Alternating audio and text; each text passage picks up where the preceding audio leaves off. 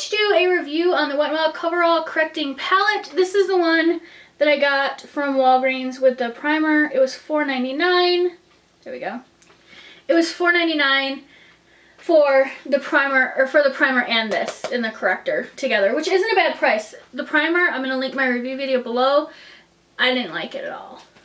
And unfortunately, I'm not a huge fan of this either. I have the MAC palettes, and I have the MAC correctors, and I have, what's the other one?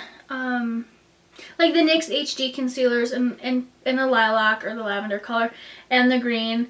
This, I have, you know, the Bobbi Brown, the creamy concealer in the salmon color. Works great. For a drugstore product, honestly, if you have oily skin, you might like this. For me, for dry skin and being of age, I can't use these under my eyes because it aged me like 10 years immediately. What I did was, I don't really have like a huge amount of discoloration under my eyes. They are a little bit darker in the morning because I'm so not a morning person and I stay up way too late watching cat videos on YouTube.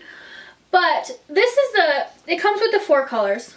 And it comes with, I'm trying to like, the purple and then the purple and the yellow, you know, are correctors for blue tones and stuff like that. And let's see, this is a brightener, this white, and the green obviously is a redness corrector. Now, when you first put them, like when you first stick your finger in there and you're swatching them, they don't look that bad. You're like, wow, that's decent coverage for a drugstore concealer palette. And it is. I mean, it's not bad. I just have other products that I think are better.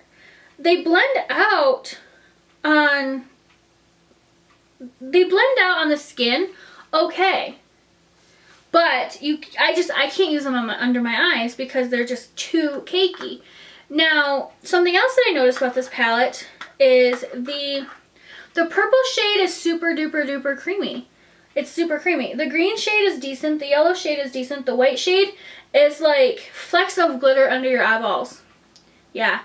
I don't know how anyone could actually use that. What I ended up doing was I put all these on and I was just correcting and stuff like that, which I rarely ever correct like to that extent unless I'm doing something important. I had to wet my beauty blender and go over it with Fix Plus because it was so cakey. And, you know, if I had to pick the two, I would pick this over the primer in a minute.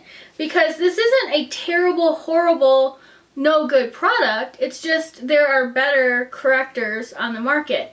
Now, better correctors from the drugstore, I like NYX myself. You know, their correctors are pretty good. But I don't know how much this would retail for by itself. I haven't seen these by themselves. I've only seen these in kind of like the combo pack. But it's just, and I think, you know, when I think of a corrector, I think of Bobbi Brown Salmon. And this is not anywhere close to the salmon color. It's kind of a weird yellow tone even. I don't see where something like that yellow would be able to correct, you know, the under eyes without bringing in kind of a weird tone. So, unfortunately, you know, this, again, from Wet n Wild is a miss for me. I think that the concept was great. I appreciate the fact that they're trying to come out with a concealer palette like this from the drugstore. I had such high hopes for it, but unfortunately it just kind of fell short for me. You know, I think that if they would correct this color and give it a better base color and maybe make these a little bit more creamier, I would pay $5, $6, $7 for this from the drugstore. But I wouldn't pay for this again. I probably honestly will end up passing this one on to Teddy Bear also, because for dry skin it just didn't really work for me. What can you do, right? You gotta try things to see if you like them. But that was my review of the Wet n Wild Coverall Correcting Palette. Again, just didn't really work for me. But if you like this, tell me below, like, again, how you use it to where you like it. Do you moisturize your under eyes before you put this on? Like, I mean, really moisturize, not just like put morning cream on.